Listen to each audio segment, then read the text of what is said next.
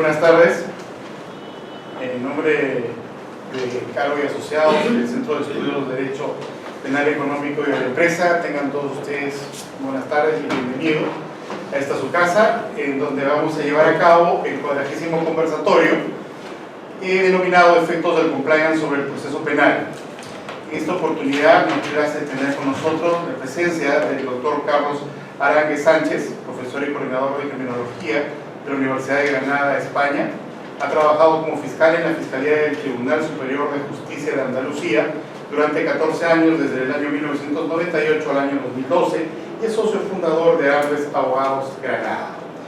Asimismo, queremos dar la bienvenida también a todos los invitados, en especial al doctor Luis Alberto Pacheco, director académico de la Academia de la Magistratura, y a todos ustedes. Sin mayor preámbulo y reiterándole el agradecimiento por su presencia, dejamos en la palabra al doctor Carlos Arangue Sánchez. Muy buenas tardes. Muchísimas gracias compañero por la presentación. Hay foros en los que es un honor participar y sin duda uno de ellos es este. Máxime, además, en un número tan redondo como el 40º conversatorio, lo cual dice mucho la vocación docente e investigadora que siempre ha tenido el socio fundador de esta firma. Como ya han escuchado ustedes, yo empecé a dar clases en la Universidad de Granada hace 25 años y hasta hace 4 años y medio siempre había sido funcionario. Había trabajado bien dedicado a la universidad o como adjunto al fiscal superior de Andalucía en el Ministerio Público de España.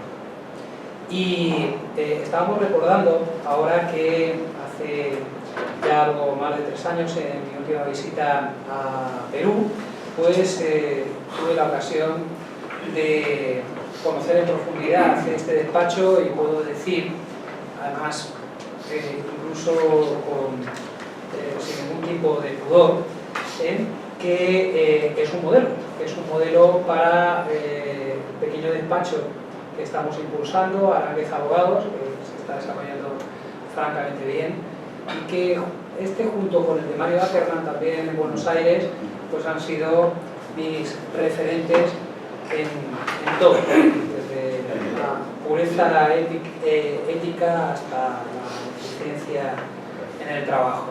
Por eso estoy especialmente agradecido. Espero que antes el azote de los actos públicos eran los micrófonos y ahora son las pantallas. Espero que esto funcione, que no es así. ¿Puedes avisarle a alguien por un poquito? ¿Aquí? ¿Aquí? Sí. No, pero no está. Ahorita bien.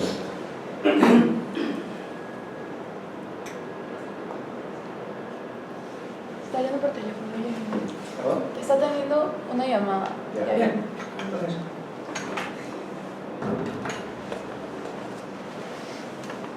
comenzamos y cuando se pueda, ya saben ustedes. ¿2 minutos? ¿Sí? Mejor para.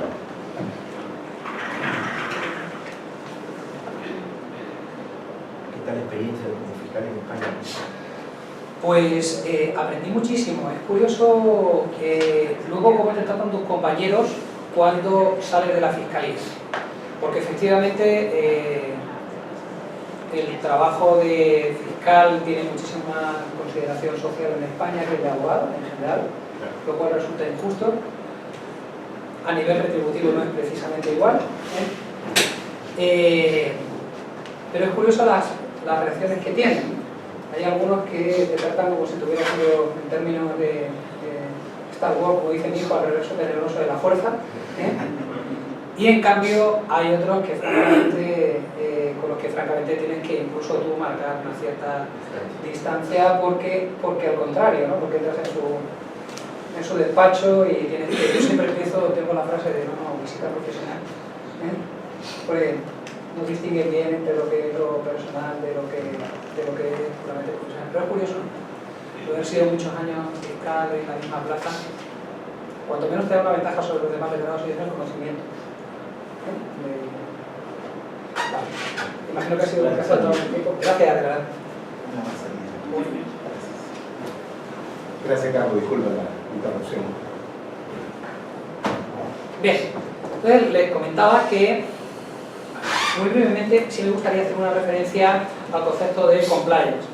Sobre todo tener en cuenta que bueno, en España se ha asentado plenamente el término, casi nadie utiliza cumplimiento normativo, todo el mundo utiliza el término compliance, el legislador no, el legislador sigue hablando de establecimiento de programas de control de calidad, cumplimiento normativo, pero la terminología anglosajona y el puro concepto de lo que es el compliance pues nos ha vuelto a llegar. Algo parecido con lo que pasó con el lavado de activos. Recuerden ustedes que en 1988 lanza la Convención de Viena el concepto de lavado de activos y a partir de ahí todo lo recogimos de una forma además ciertamente acrítica, sin tener en cuenta pues, que teníamos receptación o que teníamos encubrimiento.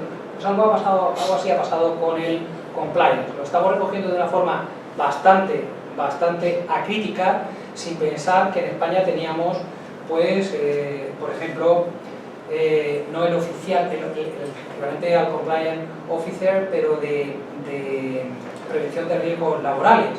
O sea, nosotros teníamos el delegado de prevención de riesgos laborales. Y toda esta materia de compliance ha pasado pues sin tener en cuenta que estaba pues, el vigilante de la Comisión Nacional de Prevención del Blanqueo de Capitales o de la Comisión Nacional de Valores o que teníamos ya un delegado de prevención en seguridad medioambiental o en prevención de riesgos laborales. Y ha venido a convulsionar ese tema y a aplastarlo de alguna forma hasta tal punto que, como veremos ahora, en la reforma del Código Penal de 2015 se asume plenamente la doctrina anglosajona de que es imprescindible que una persona jurídica tenga un sistema de compliance. Muy brevemente, porque no es objeto de mi charla, pero yo sí quiero hacer dos reflexiones. Lo primero, ¿qué extensión tiene que tener un compliance? ¿Penal o ser general? Es decir, prevenir los incumplimientos de delitos o de infracciones de todo ámbito. Laboral, fiscal, civil. Pero yo creo que elaborar un instrumento tan potente como el compliance para solamente centrarnos en eludir o atemperar la responsabilidad criminal es un desperdicio. Hay que utilizarlo para todo.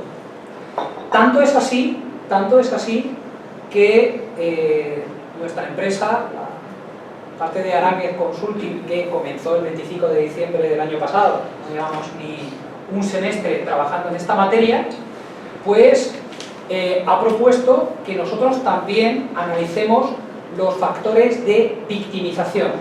Cuando hacemos el mapa de riesgos, al mismo tiempo presentamos planes de seguridad. Me explico. Nosotros analizamos, ¿por qué? Porque queremos diferenciarnos de la competencia. Si hay algo que es condición, pero no garantía de éxito, es ser diferente, indifferente. Bueno, puede ser un imbécil o puede ser genial, pero desde luego, si quieres ser brillante, tienes que hacer algo distinto. La idea que nosotros aportamos, el plus que nosotros aportamos en nuestros planes de compliance es el análisis de los factores de victimización. Pues, por ejemplo, a una eléctrica, analizarle pues, por qué tiene un volumen de defraudación excesivo y qué podemos hacer para evitarlo. Tenemos la suerte de tener una empresa, Credilat, en la que también soy socio, que está formada por antiguos alumnos del grado en criminología, del que era coordinador hasta que me dediqué más a los asuntos profesionales. Y eso hace que tengamos... No, por favor. ¿Fue la primera vez? Sí. Ah, pues lo siento. Yo creo que no he hecho nada, pero no me he quedado con cómo lo hizo. ¿Lo hizo ahí? ¿Pues está mirando? Ahí, Lidia. Y última diapositiva, la de la presentación. No. A ver. Quizá porque está programado para que sea un protector de pantalla, ¿no? No puede ser. Ah, mira, aquí como en... Aquí y que... No.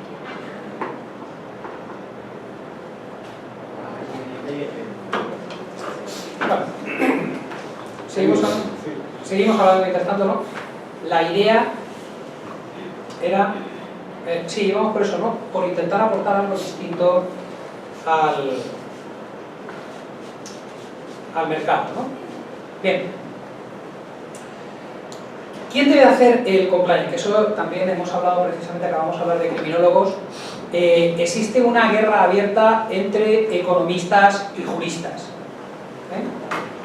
declarada además. Efectivamente, el compliance exige tanto el dominio, a ver, y aprendo ya, ¿le ha dado, perdón, Tunde?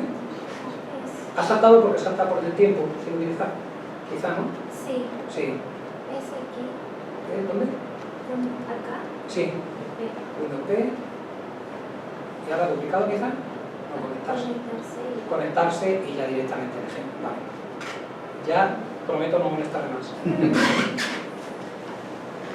Listo. Ahora. Lo que pasa es que nada más el bloqueo. Bueno, pero empezamos presentación desde el principio hasta ahí ya desde la diapositiva actual y ya llego yo. Mira, estupendo. Muchísimas gracias. Bien, le decía que existe una guerra abierta entre economistas y juristas por quién debe hacer el compliance. Mire, prescindimos de la diapositiva, no se preocupen, que durante mucho tiempo dábamos lecciones sin diapositivas. Vamos a prescindir.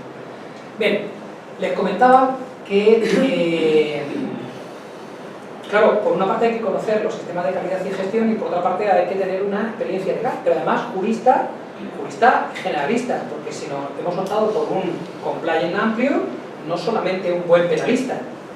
Eso nos lleva a que el compliance lo tiene que hacer un equipo.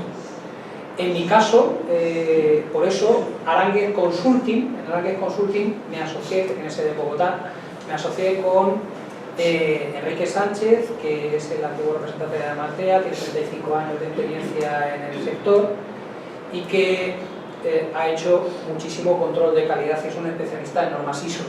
Lo necesitábamos, o sea, necesitábamos esa parte. Y es economista, por supuesto.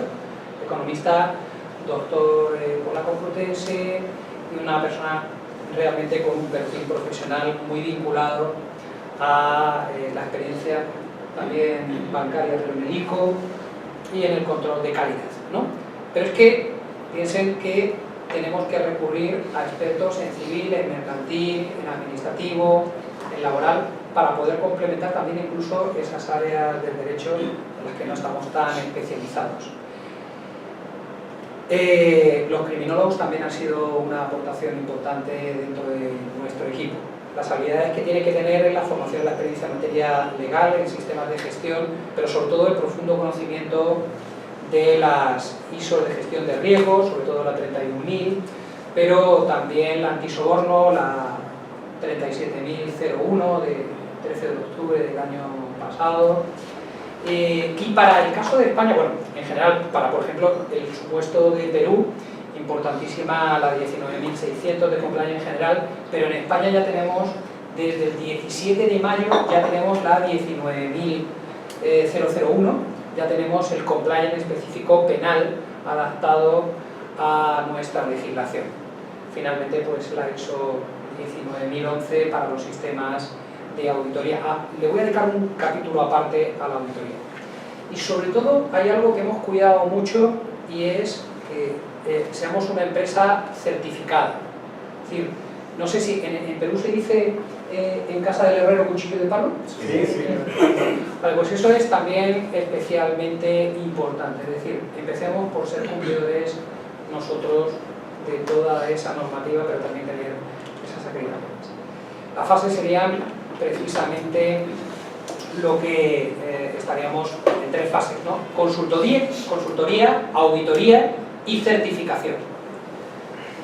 Nosotros, cuando presentamos un programa de compliance, damos un presupuesto por todo. Es decir, incluimos la fase de, y nos comprometemos a la fase de certificación, que por supuesto no hacemos nosotros, hace un certificado, ¿no? En Perú, por ejemplo, pues nuestro partner, nuestro socio estratégico es Bureau Veritas. Cualquier certificadora oficial nos valdría, ¿no? ¿Qué es? O sea, claro, nosotros desarrollamos exclusivamente, a diferencia, o sea, nosotros garantizamos todo, garantizamos la consultoría la auditoría y la certificación. Y de hecho, efectivamente, incluso mantenemos nuestro trabajo hasta que obtenemos la certificación. Esa es la forma en la que presentamos los presupuestos. Pero nosotros solamente hacemos la parte de auditoría.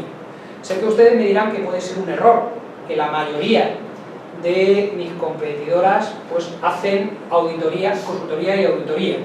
Bien, yo creo que es una gran ventaja que la auditoría sea externa. En este caso nosotros tenemos un auditor, Lázaro, que es antiguo vicerrector de la Universidad de Granada, catedrático de contabilidad,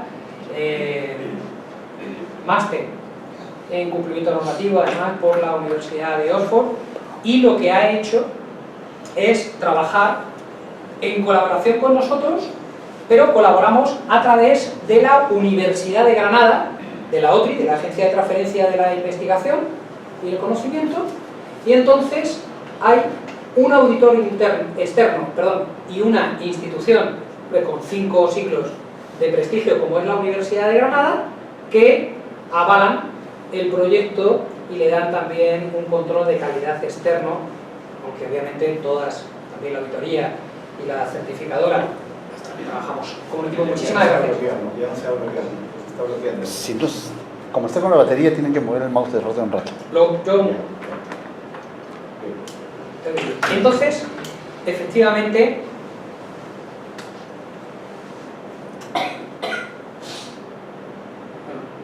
quedó así. Les decía que para mí ha sido interesante distinguir esa fase de consultoría de la auditoría de hacerla externa. La elaboración de planes de compliance tiene la estructura básica. Primero analizamos la estructura organizativa de la empresa, el mapa de actividades, el mapa de riesgo y redactamos finalmente el manual. En el caso de la estructura organizativa, tiene el beneficio indirecto de que Enrique sobre todo pues, ha analizado ya muchas y también realizamos determinadas reflexiones sobre la necesidad de modificar la forma de la empresa. En el mapa de actividades hemos encontrado un problema que seguro que se presenta también en Perú, en todos los países en los que... Porque sí, claro, aquí llevamos una década hablando de compliance, pero realmente no existe un volumen grande de empresas certificadas. El volumen es las grandes empresas, las pymes, muy poco, y las grandes empresas porque bueno, lo han hecho a nivel internacional, pero no existe una cultura del cumplimiento, una cultura del compliance extendida en Perú, ¿no? Y eso va a hacer que tengan ustedes el mismo problema que encontramos nosotros en España, y es que los empresarios, bueno, he puesto aquí gráficamente, no quieren que miren debajo de su alfombra.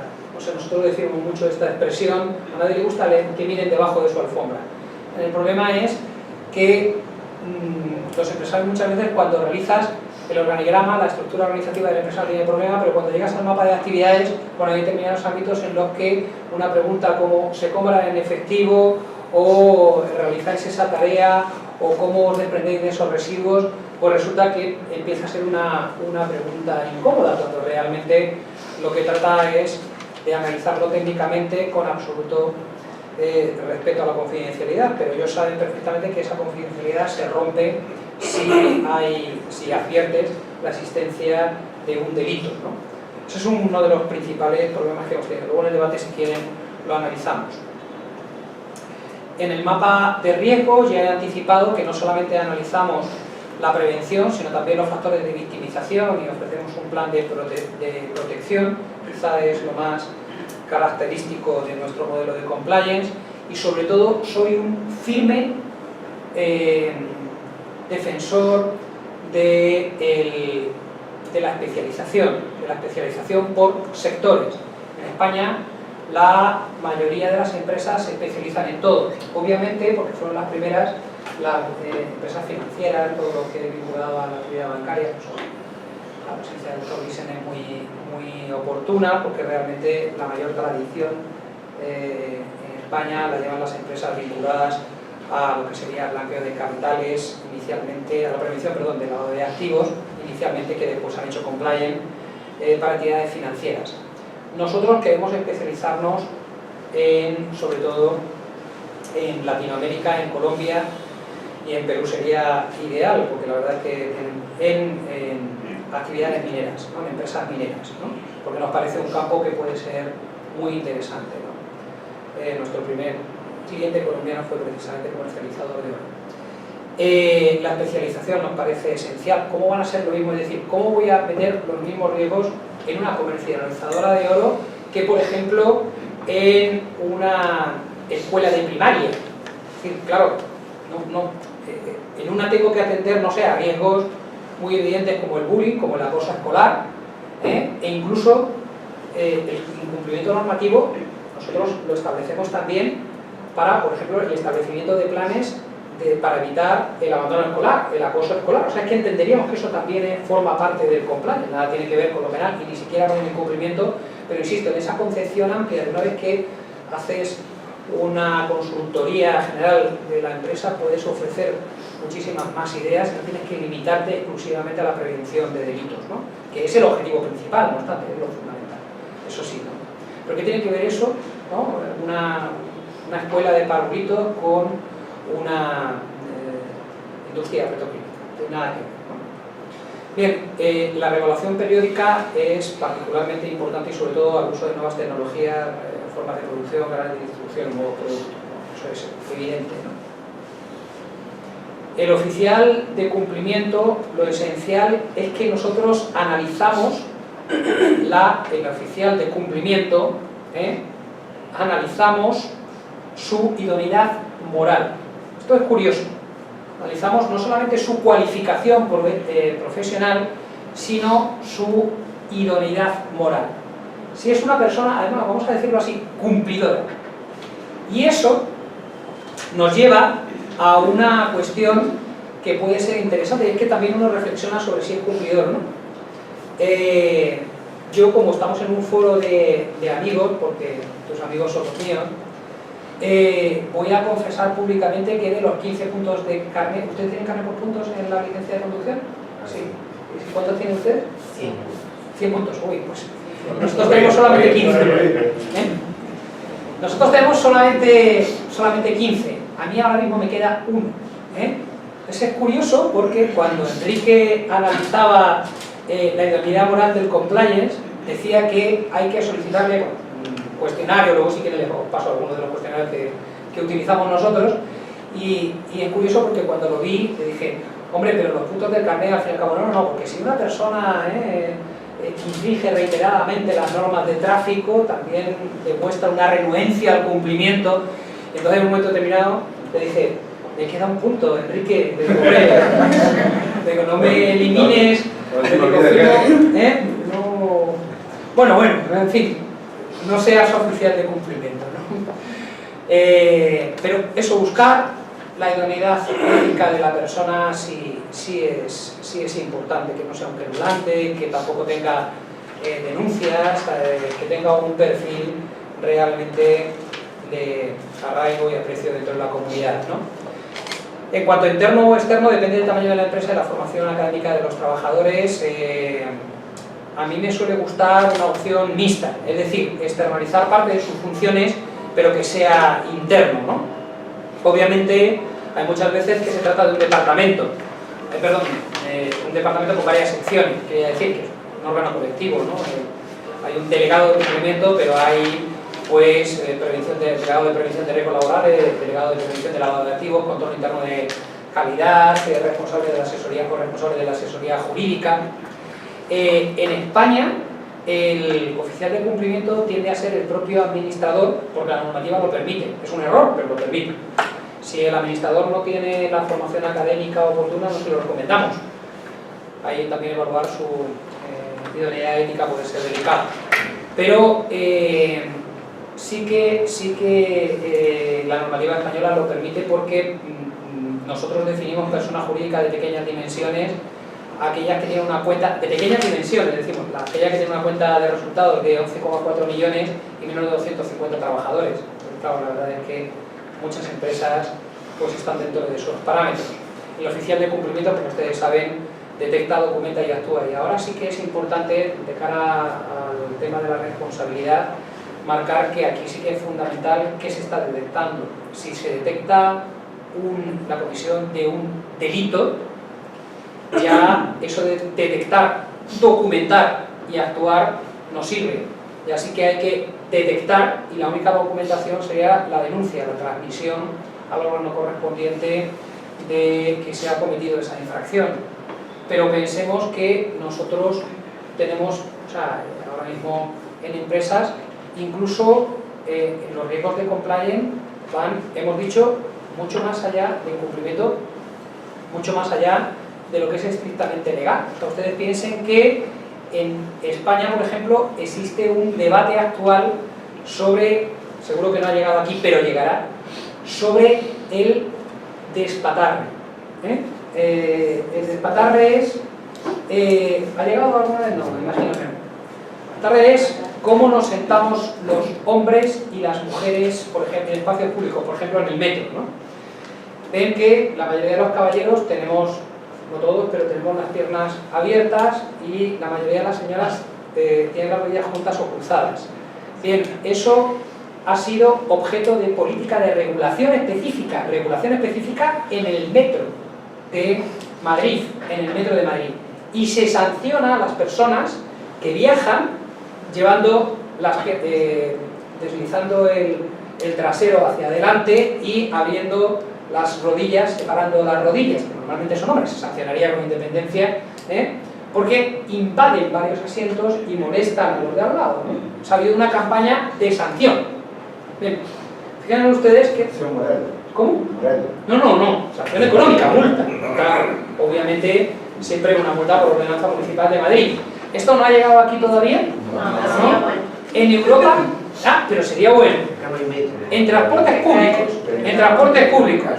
Pero es curioso porque... Sí. Hay violación sexual, me parece que sí, pero mire... Acoso sexual. No, acoso sexual, sí, por el roce y tal, pero eso lo tenemos desde hace 20 años. No. Porque es curioso... No, sí, porque cuando tú ves, cuando viajas mucho te das cuenta de que al final van llegando las mismas modas, y les garantizo que se acordarán de esta conversación, ¿no? Igual que alguna vez le dije, no, ¿cómo que llegas? Yo cuando vi por primera vez Google Maps, pues ahora mismo todo el mundo utiliza Google Maps, Waze y tal, pero yo me acuerdo que le decía, ¿no tenéis un programa que metes la dirección? No, eso aquí no funcionaría, porque no, aquí es donde funcionaría mejor que en ningún sitio. Digo, esto lo vais a tener en 3 meses. Obviamente, en 3-6 meses está. Ese debate se abrirá aquí, con todos los debates que tiene además esa vinculación con el machismo, con la diferenciación, pues por lo que sea, siempre nos tocan a nosotros, a los españoles, muy de cerca, y siempre se rompen primero en España, pero luego llegan a toda Latinoamérica, ¿no? Como por ejemplo el matrimonio homosexual, etc., ¿no? Entonces yo creo que ese es uno de los puntos poco importantes, pero es curioso, ¿no?, cómo nosotros lo incluimos también en el plan de compliance, Por supuesto, el acoso sexual en el trabajo, que ese sí que es un riesgo transversal que tienen todas las empresas, pero incluso medidas como la higiene, la variedad. Comentábamos antes, por ejemplo, pues como en mi despacho es norma que los caballeros llevemos saco, traje y corbata, y ahora en una ola de calor terrible de 46 grados, pues hemos relajado por primera vez ese código de vestimenta, pero nosotros tenemos código de vestimenta, y el código de vestimenta para hombres y mujeres dentro de la empresa, y lo aplicamos, por una cuestión de imagen del despacho, ¿no? Bien, les decía que normalmente el oficial de cumplimiento tiene además por encima una comisión de cumplimiento. Puede ser grandes despachos en las grandes empresas está diferenciada, pero en muchos casos, pues de nuevo, la comisión de cumplimiento va a ser simplemente el administrador o una parte de los administradores.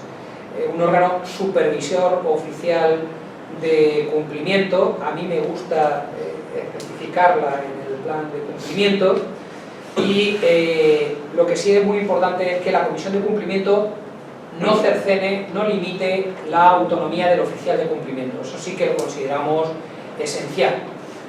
No voy a hablar del canal de denuncia, sí que es importante especialmente que sea anónimo o que haya confidencialidad. Y incluso que el Compliance Officer tenga expresa reserva de secreto bajo advertencia de despido disciplinario si la quebranta. Esto es muy importante para generar confianza. Estoy hablando siempre fuera del ámbito penal. El oficial de cumplimiento tiene que garantizar la confidencialidad de la información que le llega. Nosotros lo que hacemos es meter una pequeña aplicación informática que no puede registrar, que está encriptada y que no puede registrar de dónde se ha emitido la comunicación, ni siquiera la IP. Una cuenta de correo la puedes abrir inmediatamente, pero con ese programa informático la persona que realiza puedes abrirte una cuenta de correo, irte a un cibercafé y vas a tener ese mismo anonimato. Pero es que nosotros marcamos dejamos en la página web de la intranet un pequeño link en el que tú sabes que no se va a registrar desde esa intranet tampoco, y lo puedes hacer en tu propio puesto de trabajo, no se va a registrar tu IP, no se va a registrar el terminal concreto desde el que se ha cursado la denuncia. Ese programa además es bueno porque si realizas denuncias masivas sí que lo detecta y está preparado para revelar la IP. Claro, porque ustedes pensarán, bueno, pero entonces yo puedo denunciar falsamente a todos mis compañeros, ser un querulante, y encima si me dan un instrumento informático, imagínate que va a garantizar mi anonimato, puedo saturar al compliance officer a base de denuncias falsas. No, porque si reiteras con la misma IP, nosotros planteamos 3 denuncias en 3 meses, si reiteras más de 3 denuncias, sí que efectivamente pierdes esa confidencialidad. Se supone que es una persona, no 3 denuncias distintas, no 3 denuncias sobre el mismo expediente, 3 comunicaciones sobre el mismo expediente, que eso sí que por supuesto seguiría manteniendo. Y también un poco ver que no se puede hacer un mal uso de ese canal de comunicación. Pero bueno, tampoco voy a hablar de la formación continuada, solamente comentarles que damos formación específica para el oficial, pero la información escrita pasa a todos los empleados y directivos, confirma con acuse de recibo, que es especialmente importante, pero en general lo que pretendemos es generar una cultura del cumplimiento normativo, de que no se pueden buscar atajos, ¿no? Y ahora sí que hubiera sido interesante ver el artículo 31 bis y ver cómo el Código Penal del 95, pero bueno, si acaso luego en el debate, si lo necesitamos, buscamos, porque sin que tengamos el texto delante, solamente,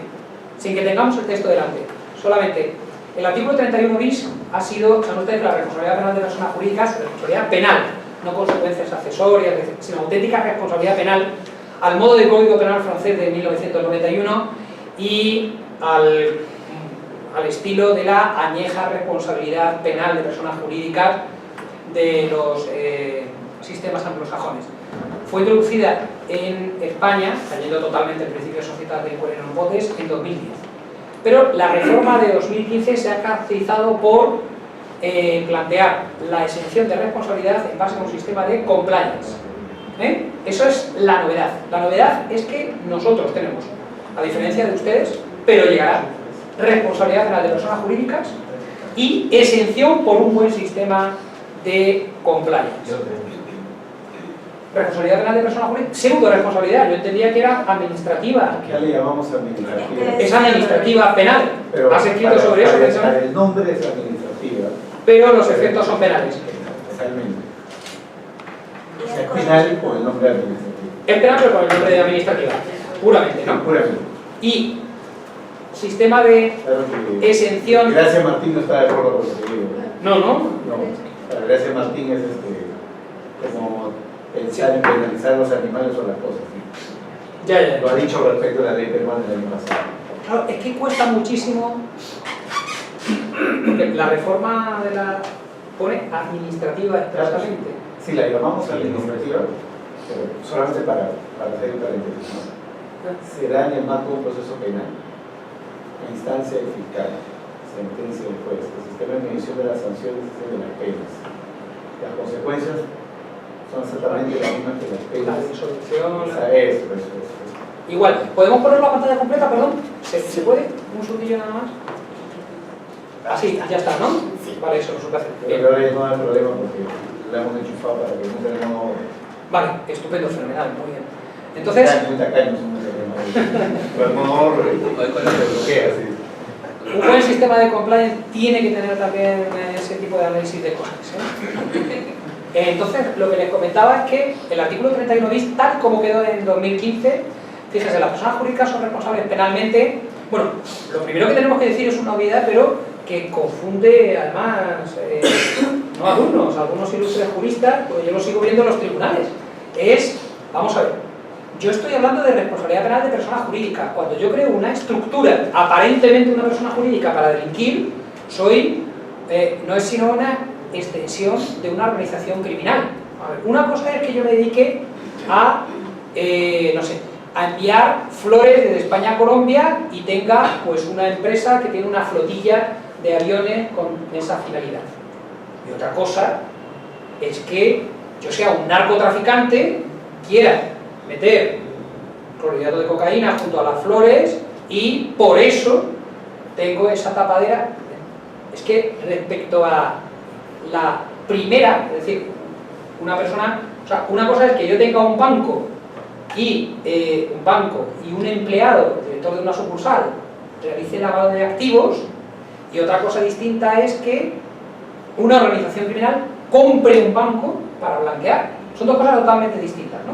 Los dos ejemplos pues se confunden. Es decir, todavía hay veces en los que no se entiende que si lo que hace un grupo criminal es comprar una empresa de transporte para transportar droga, para traficar con droga, aquí no hay responsabilidad penal de persona jurídica. Aquí hay asociacionismo ilícito o grupo criminal y no cabe ninguna sanción que no sea la disolución de la persona jurídica y el decomiso, que no ningún tipo de multa, sino el puro decomiso de todas las propiedades y beneficios de la empresa. Porque no era una empresa criminal, era una tapadera. Entonces, el artículo 31 bis sí que distingue, y voy terminando ya, muy nítidamente entre los delitos cometidos por los representantes legales y por los trabajadores de esa empresa, ¿no? Con esas dos modalidades A y B, ¿no? Y fíjense que esto es importante, que marca diferencias. Si el delito fue cometido por los órganos de administración, fíjense que aquí ya entramos en lo que son la naturaleza del compliance. Es decir, modelos de organización y gestión que incluyen las medidas de vigilancia y control idóneas para prevenir delitos de la misma naturaleza o para reducir de forma significativa el riesgo de su comisión. Es decir, ven ustedes que el artículo 31, párrafo segundo, inciso primero, ya está hablando claramente de la implantación de un sistema de compliance como exención de la responsabilidad penal. Claro, lo que le pasa a Luis Gracia y a otros penalistas es que para nosotros es muy duro, acostumbrados a un sistema psicologista puro, personalista, ahora montar un nuevo derecho penal con una nueva parte general. Eso es lo que diferencia el derecho penal de la empresa de otras áreas, del derecho penal, pues, yo que sé, por ejemplo, de la seguridad vial. Es decir, que la parte general no es una adaptación, sino un auténtico nuevo concepto de culpabilidad, de dolo y de imprudencia que tenemos que construir y que estamos construyendo a base de acierto error en la actualidad, ¿no? Entonces, ven que se incluye expresamente en nuestro Código Penal la exigencia del compliance. Eso sí que no lo ha incluido Perú, ¿verdad? No lo ha incluido, ¿no? Exactamente. Exigencia de compliance. Exigencia de... Como una obligación, no. Como obligación. Como obligación, no. Como obligación. Es una posibilidad. Lo que pasa es que... Pero en el Código Penal, ¿lo establece como una posibilidad? No. Sí, claro. No, o sea, en la ley especial, Sí. si tú tienes un sistema de cumplimiento Ajá. que no estás obligado a tener, lo tienes, puedes evitar tú disminuir la responsabilidad penal. Pero no hay un deber de tener un sistema de cumplimiento, salvo en aquellas materias donde hay leyes especiales, por ejemplo, prevención del blanqueo, que estás obligado ya. Claro. Pero fuera de blanqueo, aquí en el Perú. y detalla lo que, como el artículo 31 bis, párrafo quinto, que detalla lo que tiene que tener Sí. se detalla Plan de cumplimiento, sí. y un plan de cumplimiento. Entonces, exactamente igual, vemos que el párrafo quinto establece cómo tiene que ser el modelo de gestión de la organización para producir esa exención de responsabilidad en caso de que sea un trabajador. Para ceñirme al tiempo que me habían asignado, las conclusiones generales, ¿no? Las últimas reflexiones. Bien, un programa de compliance puramente formal, estandarizado, es que lo que puede ser en los tribunales es un buen indicio para atribuir responsabilidad penal a una persona jurídica. Realmente, si el programa de compliance es un corta y pega y se ha hecho un programa de compliance low cost, no personalizado, no es un traje a medida, sino simplemente cojo lo primero que cae en mis manos, efectivamente es que puede ser un indicio para sancionar a la persona jurídica. Una segunda reflexión que es importante es muy injusto, pero es previsible que la profesión de oficial de cumplimiento y de consultor en esta materia, consultor, auditor, certificador, sea una profesión de elevado riesgo. De elevado riesgo jurídico. Bien, en el caso del oficial de cumplimiento habrá que compensarla vía retributiva. Miren que no me gustan los toros, pero por poner un ejemplo muy castizo, miren, nosotros somos especialistas en compensar en la nómina pues el riesgo. O sea, pues no sé, ahora mismo pues el policía, por ejemplo, que está encargado de la prevención del terrorismo yihadista, tiene un plus de peligrosidad. Piensen ustedes, pues un torero tiene una compensación económica por el riesgo que corre. Pues el riesgo jurídico tendrá que ser compensado económicamente, cosa que no está siendo, es decir, en la actualidad no se tiende. En España se está indicando mucho, es decir, ¿qué va a hacer un juez? El juez va a ir a por los órganos de administración y después va a decir, venga, ¿presentáis plan de compliance? Bien. Pues oficial de cumplimiento, consultor, auditor y certificador, aquí. Los demás los dejo fuera. Bueno, concreto de empleado que haya realizado el director de banca, el director de sucursal que realizó el lavado de activos, ¿no? Y esa va a ser la línea. Los administradores, la persona que ejecutó materialmente la acción, y luego va a acoger al oficial de cumplimiento, al consultor, al auditor y al certificador. Y esa va a ser...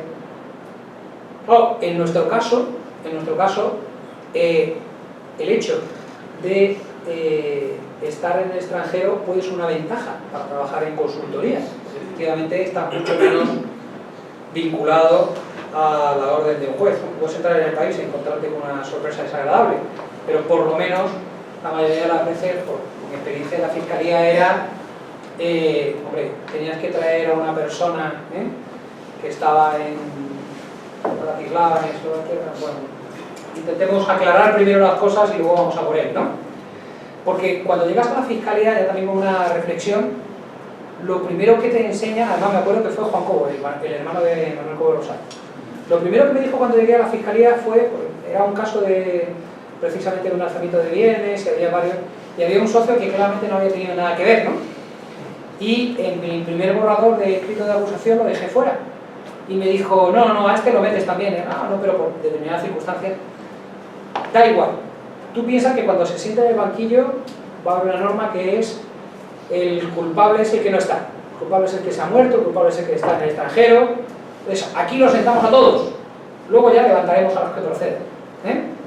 Y es algo que me acompañó en toda la vida en la fiscalía y que luego me ha hecho comprender por determinados escritos de acusación incomprensibles o determinados escritos de imputación incomprensibles por parte de mis compañeros. Y es pues esa estrategia de pinza, de tenaza. Entonces es más que previsible que en España, al menos aquí quizá también lo sea, ustedes conocen mejor que yo la realidad de sus tribunales, que esta profesión se convierta desde luego en una profesión de alto riesgo porque pues está ahí. Me gusta dejar siempre espacio para el debate y en estos casos además como nos da unas pinceladas, pues seguro que hay preguntas interesantes por ahí. Muchas gracias.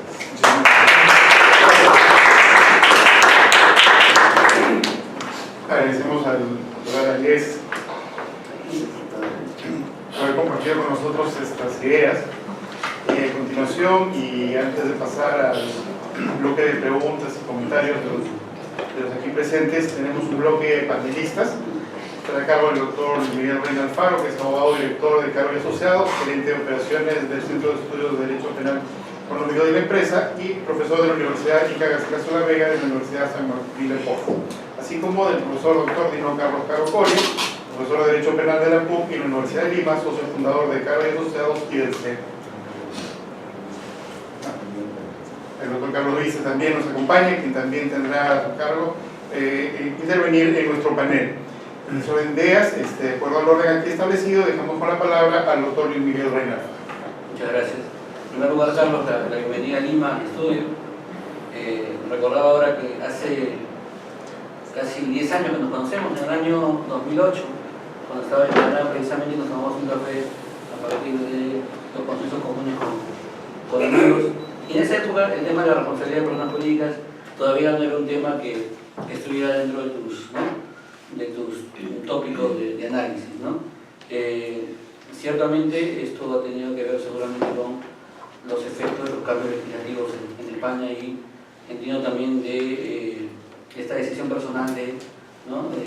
Ir al lado oscuro de la fuerza, como se dice, ¿no? Sí, sí. Es que del Supremo tenemos 6 sentencias nada más, ¿eh? Del Supremo tenemos 6 sentencias. Precisamente de un persona poco jurídica, nada más. la primera reflexión. Mencionabas tú que a lo largo de tu exposición que, claro, hay un enfrentamiento entre lo que son los economistas y los juristas respecto a quién se va a hacer cargo de los tópicos de cumplimiento, ¿no? Y esto, en su traducción a la praxis forense, tiene un efecto natural, ¿no? Las dificultades que tienen los tribunales, los fiscales, para entender esta nueva gramática propia de lo que es el cumplimiento, la responsabilidad de personas jurídicas y sobre todo cómo adaptar las fórmulas procesales, ¿no? Los instrumentos procesales a la cuestión de la persona jurídica, ¿no?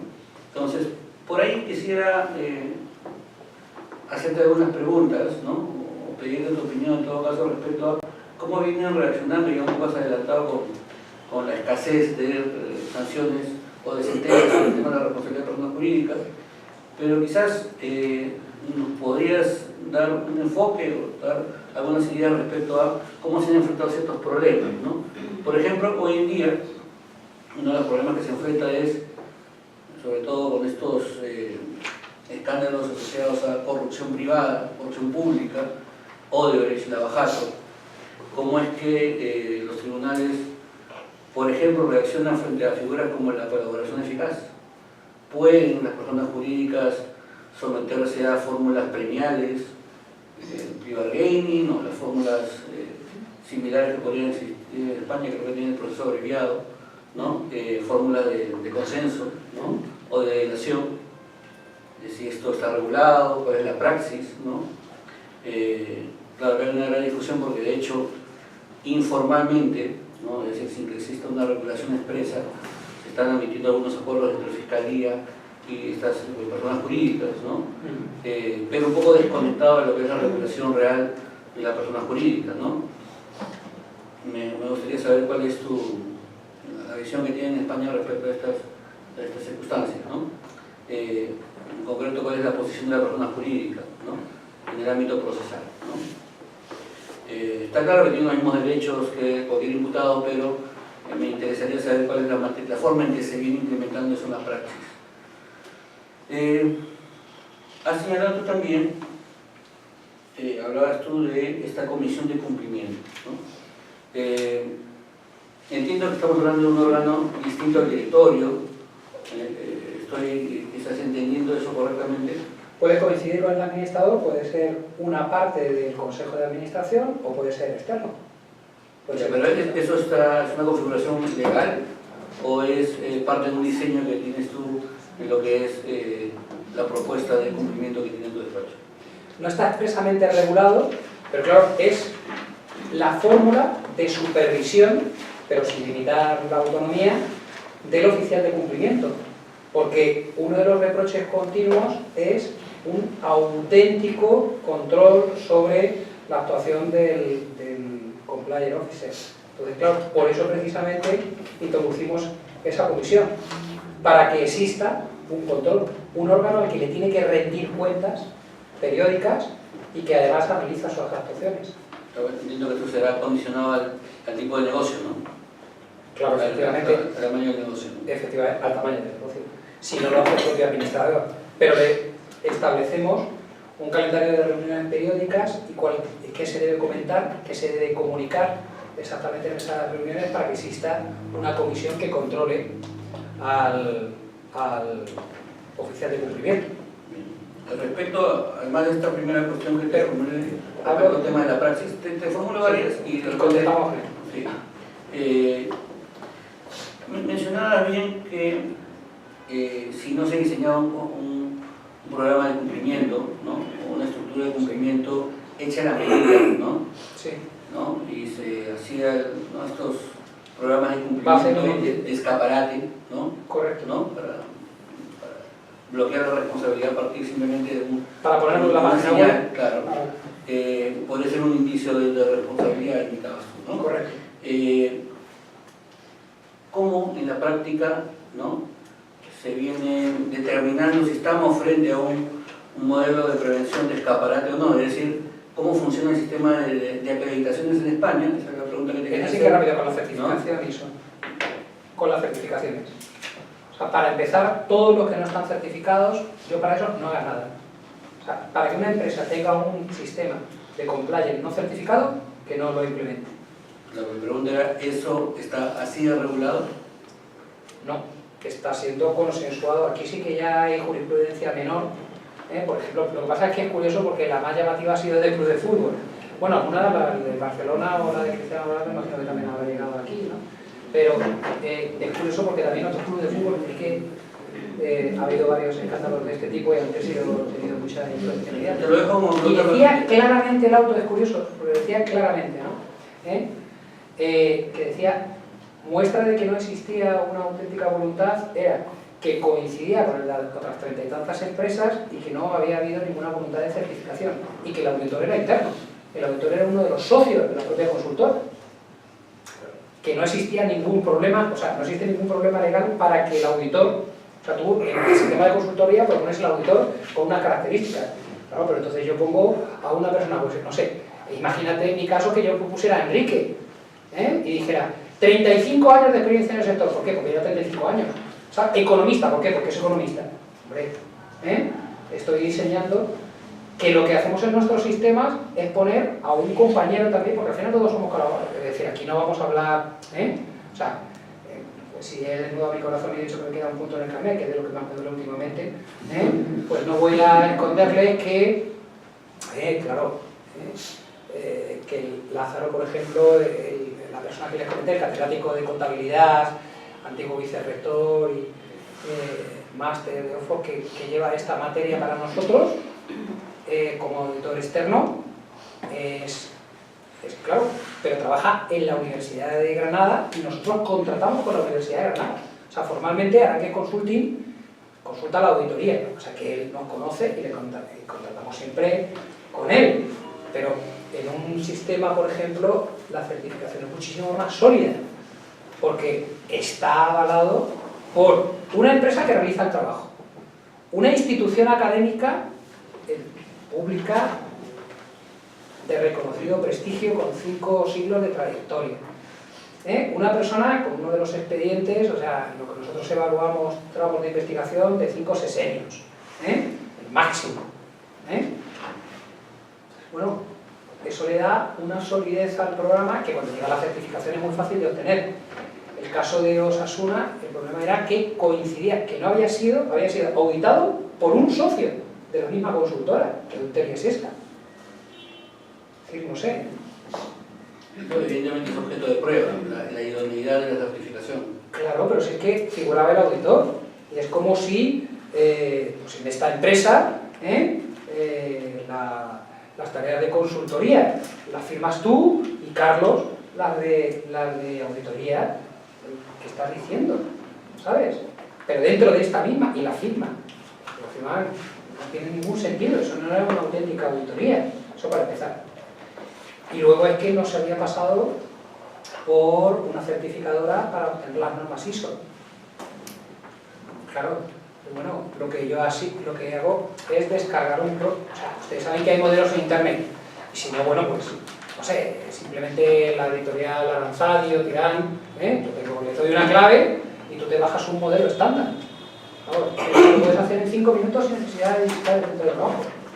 Te dan 4 los centros de trabajo, ni molestar al empresario, directamente te dan 4 datos y lo hacen, ¿no? Una pregunta final que te pedí que me proporcione una respuesta con la pregunta inicial, no quedó en el aire. Sí, que quedó en el aire, no se trata de la jurídica. ¿Cuál es, al final, en tu opinión, la responsabilidad residual o la responsabilidad que corresponde al directorio, ¿no? O al órgano de la empresa que designa a un oficial de cumplimientos que no cumple con los estándares de idoneidad? Es decir, que de nuevo es un indicio. Es decir, a mis alumnos, aquí me da un poco más de poder poner el ejemplo, pero claro, como tienes que poner un ejemplo gráfico, pues cuando estoy explicando esto siempre le digo, ustedes lo que tienen, ¿han visto la serie Los Simpsons? Todo el mundo la ha visto. Entonces, ustedes piensen que ponen al frente de una central nuclear a Homer Simpson. ¿Ustedes creen que realmente no tiene responsabilidades empresariales? Bueno, pues imagínense que ese perfil de Homer Simpson es el compliance officer, es el oficial de cumplimiento. Bueno, pues eso es un indicio de criminalidad. Claro, tienes que visualizarlo de alguna forma. Claro, cuando tú eliges a una persona que es absolutamente inidónea para el cargo, que es de lo que se mofia la serie, ¿no? Que ponen a manejar una central nuclear a un patán, cuando tú pones a una persona absolutamente inidónea en un cargo como este, lo que estás es revelando tu culpabilidad. Eso sí que es un indicio importantísimo también de que no tengas ninguna voluntad y probablemente sea crimen de empresa, claro, que sean los directivos, que sea del 31 bis A, no del B, que sean los que promuevan esa cultura de la criminalidad dentro de la empresa. ya pendiente de la primera Y la primera pregunta era muy interesante. Cuando es el propio, claro, cuando es un empleado el que realiza la conducta adhiriéndose a la persona jurídica, ahí no hay ningún problema. Es decir, el ejemplo del directivo de una sucursal que realiza un lavado de activos dentro de un banco absolutamente serio. Absolutamente serio. Ahí no hay ningún problema. Cuando son los propios directivos los que realizan la conducta, ya no pueden ser representantes. O sea, en el primer caso tenemos claro que como el administrador de la persona jurídica puede transigir, llegar a acuerdo con el fiscal directamente por la responsabilidad, en este caso, por lo que ha hecho su empleado. Ese lo tenemos claro y no es problemático, imagino que aquí tampoco lo sería. El que es muy problemático es el caso de que estén imputados los administradores de la persona jurídica junto a la persona jurídica. En ese caso, nosotros nombramos lo que se llama representante procesal de la persona jurídica, que es un tercero distinto de su procurador y su abogado, eso queda claro, y que no tiene por qué asistir materialmente a las sesiones, que también se confunde mucho, ¿no? Es decir, que se sienta en el banquillo, no. Es un representante procesal que viene a ser algo así, pues, como cuando se le nombra a un administrador concursal, por ejemplo, a una persona jurídica. Es decir, existe una terna, se propone, opinan los administradores aunque estén imputados y finalmente en un expediente no jurisdiccional decide el juez quién es la persona idónea. Y ahora lo que se ha cuestionado muchísimo es si esa persona puede transigir. Pues igual, si un administrador concursal puede vender o enajenar, puede, incluso formalmente puede donar parte de los bienes de la empresa y luego tiene la responsabilidad que le establecen las leyes mercantiles e incluso penales, pues en este caso pasará lo mismo. Es decir, claro que puede llegar a un acuerdo con la Fiscalía, pero si es claramente prevaricador o malversador o desleal para con los socios, pues tendremos los mecanismos extrapenales, mercantiles sobre todo y civiles, y luego penales para exigir la responsabilidad oportuna. Pero ha sido muy debatido, ¿no? O sea, ¿cómo puede una persona que me nombra al juez luego llegar a un acuerdo en contra de mi voluntad, en contra de mi opinión? Ha sido muy debatido en la doctrina española. Y eso sí que es verdad que es algo, pero también privar a la persona jurídica de la posibilidad de negociar, que es muy interesante. Ustedes piensen que nosotros tenemos una rebaja de 1/3 de la pena, pero sobre todo se aminora muchísimo la multa, la cuantía de la multa. Entonces a una persona jurídica le puede interesar muchísimo llegar a un acuerdo. Y más en procedimientos tan, como los sistemas de negociación están pensados para descongestionar la administración de justicia, para procedimientos sencillos, pues la capacidad de negociación es muy limitada. Pero vamos, en los procedimientos penales de derecho penal económico, en los que el fiscal está deseando quitárselo de encima, y el juez lo digamos, claro, la capacidad de negociación del abogado puede ser muy alta, puede ser muy elevada. Y la distribución de penas y de sanciones, sobre todo pecuniarias, puede ser estratosférica, puede ser enorme. Pues también sería injusto negarle esa posibilidad. Se ha discutido mucho, sí. Yo creo que es nombrar correctamente a ese representante procesal. Muy interesante la cuestión. Muchísimas gracias, Lucho. A continuación, siguiendo con la rueda de panelistas, tenemos al doctor Carlos Vice. Él es abogado y se desempeña como gerente de cumplimiento del Banco GNB. Sí, hola. ¿Querías usar PowerPoint? ¿Perdón? ¿Querías usar PowerPoint? No, pues si me lo pues ya no.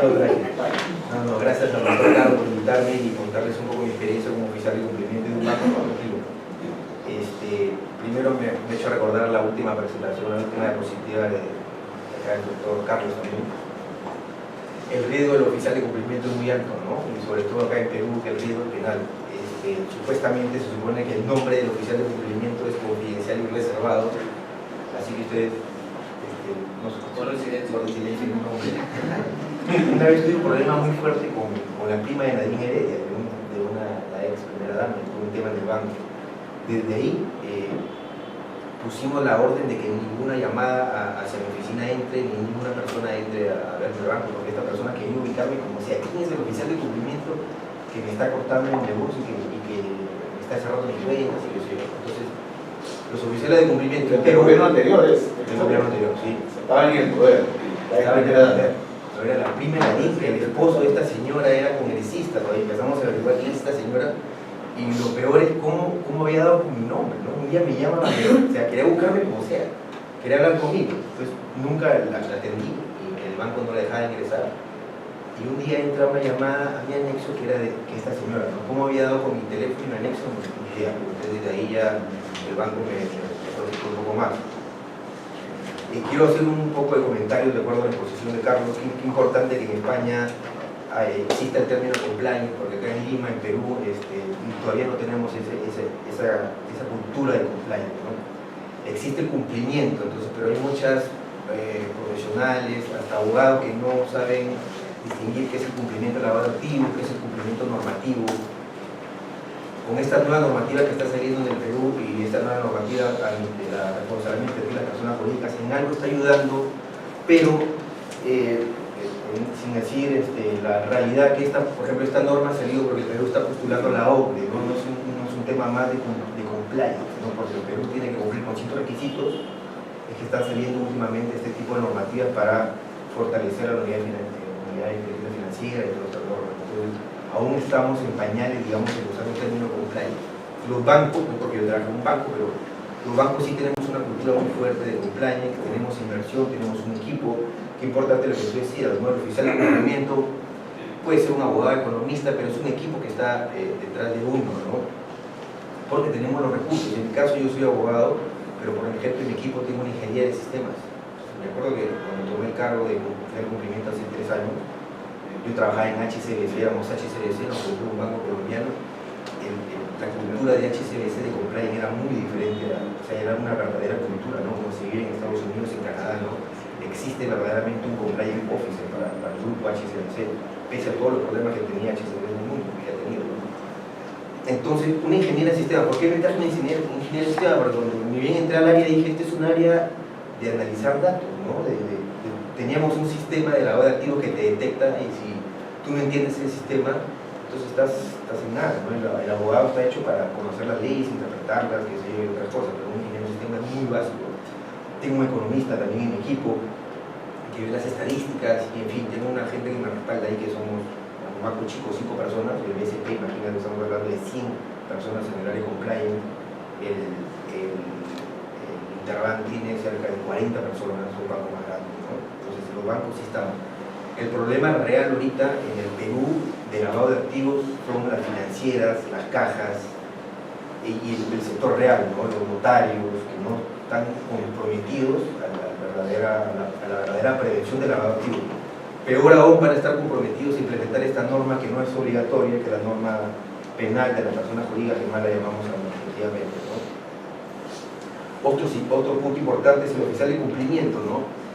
Para ser oficial, les hablo del tema de los bancos, para ser oficial de cumplimiento en un banco, el directorio del banco te tiene que designar, y claro, también hay requisitos, son 15 requisitos que debemos cumplir, uno de ellos es el requisito moral, yo mismo pensaba, ¿no? ¿Qué es moral para mí o para un director? ¿No? O sea, ¿es moral, no sé, ser un hombre divorciado?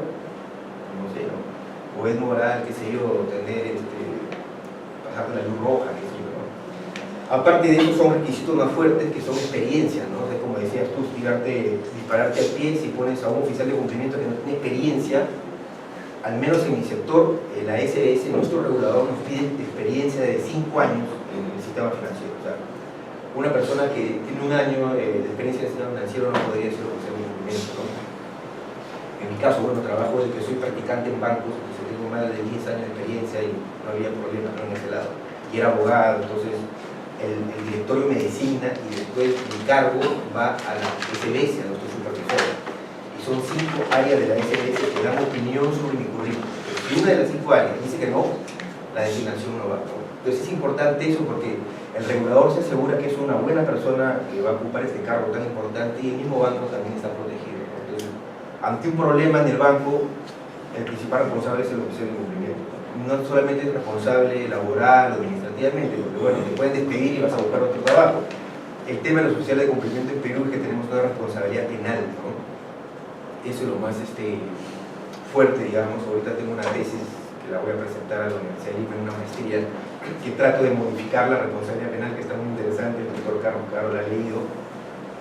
Yo no quiero eliminar la responsabilidad penal del oficial de cumplimiento ni ningún trabajador bancario, qué sé yo, pero me parece que esta responsabilidad que tenemos ahorita en el decreto legislativo 1095 no es muy clara y ante cualquier problema que pase, por ejemplo, en el banco, cualquier persona que esté lavando, ahorita tenemos un oficial de cumplimiento de un banco importante en Perú que está, como nunca un juez lo ha citado por el caso de Oropesa. Oropesa es un lavador que salió a la luz porque se quemó su carro, su Cayenne. Nadie sabía que era lavador hasta que apareció la noticia de la Cayenne quemada. Entonces, ¿qué pasa con este oficial de cumplimiento? El juez le está diciendo, oye, tú oficial de cumplimiento, ¿por qué nunca me reportaste? Ni siquiera una operación inusual, no me dijiste nada. Y este señor hemos descubierto que estaba lavando, ¿no? Los medios de comunicación, el poder que tienen. Entonces, primera vez en la historia que se ha visto que un oficial de cumplimiento está yendo a acudir a un juzgado. Yo le digo a este amigo, no puedo decir el nombre, y le digo, qué bueno que te tocó a ti, le digo, porque tú eres un banco grande y tienes todos los abogados, al doctor Carlos que te va a defender. Vamos a hacer una jurisprudencia, ¿no? Pues para que ningún juez llame un oficial de cumplimiento por la reserva del caso, ¿no? Otro tema importante, bueno, el oficial de cumplimiento es autónomo. En mi caso, yo soy el que decido, en muchos casos, el gerente general del banco, y creo que como cualquier gerente general de cualquier empresa es comercial, las empresas quieren lucrar y esa es la idea, tener utilidades, ¿no? Yo siempre digo, yo no soy el policía ni el fiscal, yo no soy una autoridad judicial, yo solamente soy un funcionario bancario que creo, analizo y creo que acá hay un caso de lavado y lo puedo reportar o no, ¿no? Pero es importante que el oficial de cumplimiento tenga una buena llegada al directorio, que tenga un buen respaldo profesional y que tenga fuerza para decirle al gerente general, no, esta operación no va. En muchos casos me ha pasado que el gerente general me ha llamado a decirme, oye, y en este caso mira, porque no sé, pues, porque recién tuve un caso en una consultora que había, por ejemplo, 3 PEPs, ¿no? Uno de estos PEP era amigo del gerente general, entonces quiso abrir cuentas con nosotros. Más aún que somos un banco chico, porque el banco chico quiere vender y tiene que salir más adelante, ¿no? Tiene más complicaciones en el mercado. Entonces le puse el ejemplo fácil al gerente general, le dije, mira, acá hay 3 PEPs, podemos ser cliente, pero tienen que llenar unos formularios especiales de los PEPs. Los PEPs son personas impuestas políticamente, personas que han trabajado en el Estado, son militares, qué sé yo. Por su cargo son más expuestos a la corrupción, ¿no?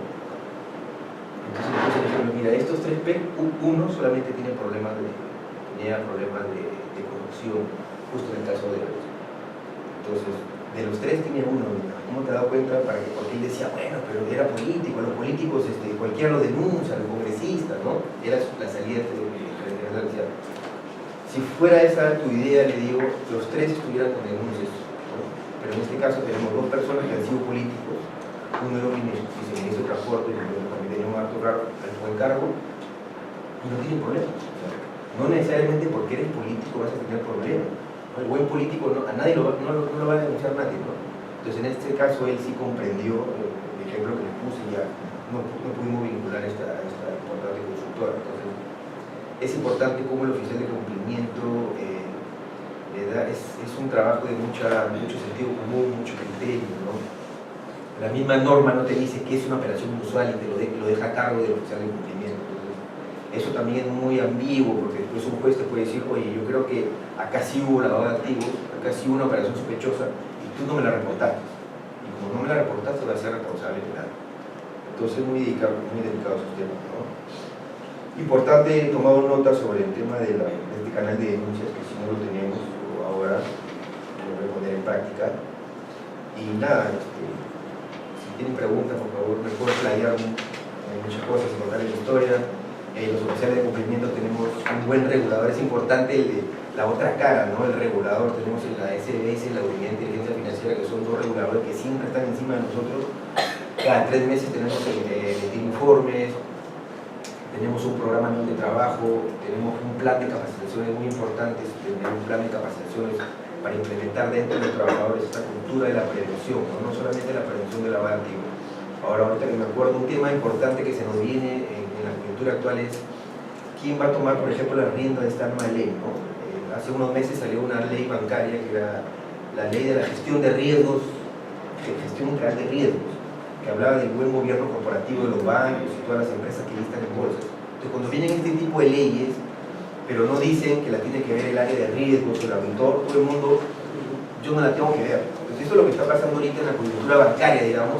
Esta ley de la responsabilidad administrativa tiene que implementar un sistema anticorrupción, ¿no? Antisoborno. ¿Quién lo va a hacer en una institución? Nadie lo quiere hacer. En mi caso, en Asban, yo lo he propuesto y estamos en eso, es el oficial de cumplimiento. Porque de ahí ya vamos a armar un verdadero compliance, ¿no? El verdadero compliance agarra temas penales, temas administrativos y es todo un mundo como se hace en Estados Unidos y en Canadá, ¿no? Como es así. Acá no tenemos ese verdadero compliance. Tenemos un regulador que te saca normas que no hacen que se unan todos, ¿no? Por ejemplo, antes los oficiales de cumplimiento veíamos la norma FATCA, ¿no? FATCA es esta ley americana que persigue a todos la tributación de los americanos. La SBS, al darse cuenta que los oficiales de cumplimiento eran los oficiales FATCA, envió un oficio diciendo que el oficial de cumplimiento de los bancos solo tenían que ver temas de lavado de activos exclusivamente. Entonces, ahí nos está limitando todo, ¿no? Porque, por ejemplo, si yo quiero ver temas de corrupción ahora en el banco, de repente puede sacar un oficio de la SBS diciendo que no. Entonces, esas cosas están en la mesa nosotros para, a nivel de gremio del banco, y conversarla con el regulador y ver que las normas sean todas uniformes y vayan al mismo destino, a una misma mira que se cumplan. Gracias. Muchas gracias, doctor Vice. Cerrando esta rueda de panelistas, tenemos con nosotros al doctor Dino Carlos Caro, quien dejamos el uso de la palabra. Gracias. Yo tengo primero que agradecer a Carlos Arangues, que nos hemos conocido profesionalmente gracias a la intervención de mi reino. Alguna vez que te invitaron a recibir a ti también, doctor Rijau, en la Universidad de Garcilaso, donde yo enseñaba, junto con el profesor Olmedo, Cardenete, fuimos a comer, me acuerdo, a la playa de Iyacala, nos tomamos unos picos, que ahí nos hicimos amigos del primer día. Luego hemos compartido picos en Granada, picos en Madrid y ahora otra vez compartiremos en Lima. Carlos, bienvenido, muchas gracias, para mí es muy grato recibirte, no solo por tu experiencia como jurista, porque tú eres experto en temas de prevención y persecución de lavado de activos, de hecho tu trabajo doctoral fue sobre la materia, y ahora porque estás en el ejercicio profesional y no cuestiones de derecho penal empresarial, qué mejor vinculación de la teoría y la práctica para hablar de estos temas. También quiero agradecer a Carlos, ¿no? Carlos lo invité porque estamos muy alejados los penalistas de los que están metidos en el tema de la prevención, y a la vez lo de la prevención está bien alejado de los penalistas, entonces son dos mundos completamente separados. Y el problema que tenemos acá en el Perú es que muchas veces los oficiales de cumplimiento hacen reportes que la UIF, la Unidad de Inteligencia Financiera, los repite, luego llega a la fiscalía y lamentablemente se convierte en solamente carga procesal, porque los fiscales abren investigación por todo lo que disparan, digamos, los oficiales de cumplimiento. Entonces es importantísimo al final la práctica entre lo que es la parte de prevención y la parte estrictamente penal. Yo tengo varios comentarios y quisiera hacerlos en conjunto para, si quieres tomar nota o te acuerdas, no sé si tienes tu memoria, acá tienes papel si quieres para, Sí. digo, para no perder tus valiosos comentarios sobre cada uno de los temas, pero la verdad que me interesa así tu reacción, ¿no? Mira, primero tiene que ver, voy un poco en desorden, sobre el tema de las investigaciones internas, ¿no? ¿Cómo vienen ustedes en España trabajando el tema del respeto a las garantías básicas del investigado en una investigación interna? Porque muchas veces los auditores o incluso los abogados, en el afán, digamos, de descubrir un delito, cuando ha fracasado el programa de cumplimiento, violan la garantía, ¿no? Acceden al correo electrónico, van a la base de datos, van al celular, como son parte de la empresa, ¿verdad? Pueden acceder a todo, ¿no? Incluso yo recuerdo, fíjense, no voy a decir el nombre, pero una de las Big Four, ¿ya?, que presta servicios acá a una empresa transnacional, en una ocasión incluso le dijo, mira, ¿cómo lo quieres? ¿No? Como decimos acá, una vez con guitarra y otra con cajón, o sea, ¿cómo lo quieres? ¿Quieres la información de verdad o quieres la información que te pasa en un proceso? La de verdad es que te puedo acceder a toda la información, romper claves de seguridad y todo de tus empleados, hablando de derechos constitucionales y digamos hasta digamos garantías penales, o la otra es que me limito simplemente a una revisión puramente formal. ¿Cómo la quieres? Evidentemente el presupuesto, estamos hablando de una Big Four, no estamos hablando de un auditor antojadizo, de último minuto, de última hora. ¿Cómo están trabajando ese tema en España? Porque este es un problema mundial, o sea, el tema del compliance, ¿no? O sea, digamos, la protección de la cadena de custodia, la prueba lícita, etc., ¿no? Entonces, ¿cómo están trabajando ese tema, ¿no? Yo creo que Carlos también podría hacer un comentario, Carlos Vice, sobre este tema, porque yo me acuerdo hace algunos años, un buen amigo en común que tenemos, que tú vas a identificarlo rápidamente, que era oficial de cumplimiento de uno de los grandes bancos también acá en Perú, me dijo, ¿no?, cuando él era oficial de cumplimiento, que él se iba al centro de Lima a comprar las bases de datos de SUNAT, piratas, o Wilson, bases de datos piratas, para cruzar información sobre algunos clientes en cuanto al tema tributario, es decir, violando la reserva tributaria, ¿no? Por decirlo de alguna forma más sofisticada, ¿no? Lo mismo que han hecho los alemanes de Renania en Suiza, ¿no?, era ir a comprar bases de datos de los suizos para conocer quiénes eran los alemanes que tenían depósitos en Suiza no declarados ante la autoridad tributaria alemana, ¿no? Producto de lo cual creo que en un año habían recuperado cerca de 700 millones de euros en impuestos, ¿no? Y como vuelto los suizos les iniciaron un proceso penal a los alemanes por el delito de violación del secreto bancario, ¿no? Entonces, claro, poco parecido es la labor del oficial de cumplimiento que quiere hacer su buen trabajo, ¿no? Porque, digamos, accede a información para hacer un trabajo más completo, pero información que no necesariamente respeta, digamos, en este caso, la reserva tributaria, ¿no? U otro ejemplo, ¿no?, que tú lo debes conocer también porque eres oficial de cumplimiento, ¿no? Entre ellos tienen sus códigos, digamos, de amistad, compañerismo, ¿no? Y a veces dice, oye, tú trabajas en el banco tal, mira, tengo esta operación, ahí no hay secreto bancario entre ellos, ¿no? Quiero confirmar si esto es cierto o no, comprenden, ¿no? Entonces, ¿hasta qué punto un programa de cumplimiento es realmente válido con este tipo de cosas, ¿no? Entonces, es un tema importantísimo porque luego vienen, digamos, las discusiones cuando ya estamos en el marco de un proceso. segunda cuestión, ¿no? Segunda cuestión que para mí como penalista, con mi formación, siempre me lleva a soluciones impopulares, ¿no? Porque cada vez que discuto esto como oficial de cumplimiento,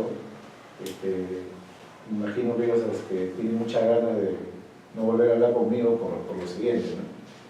Pero al final, Carlos, tú que eres penalista y tú, Carlos, que estás en el lado de la prevención, yo tengo una percepción un poco policíaca a veces de los programas de cumplimiento, ¿no? Una sensación, perdón, de que los programas de cumplimiento son un poco policíacos, ¿no? Por ejemplo, esto de la integridad moral, ¿no? Esto de la integridad moral, que es un gran elemento normativo, si yo verlo así, un gran elemento, digamos, susceptible de diferentes interpretaciones en cada institución, de acuerdo a su cultura corporativa, etc.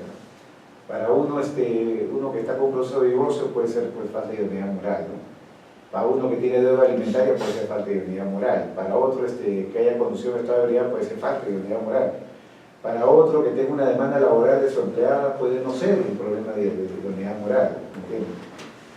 Entonces, ¿hasta qué punto esto es realmente una herramienta útil y que permite predictibilidad en los sistemas, ¿no? Porque luego yo he visto los formatos, ¿no? Los formatos que usan los americanos, que usan, digamos, usamos acá en Perú, para los temas de cumplimiento, para identificar a un empleado, cuando le piden, digamos, su información, es casi policiaco, ¿no? Tienes antecedentes penales, ¿no? Los tipos más tienen tatuajes y de tamaño, ¿no? O sea, entonces, claro, la pregunta es hasta qué punto, ¿no? Este concepto de idoneidad moral puede cerrar, digamos, arbitrariedades, situaciones incluso de discriminación, por diferentes motivos, ¿no? O sea, pues, digamos, alguien puede ganar menos que el otro, entonces, no, por un tema de moralidad, pues lo excluyo.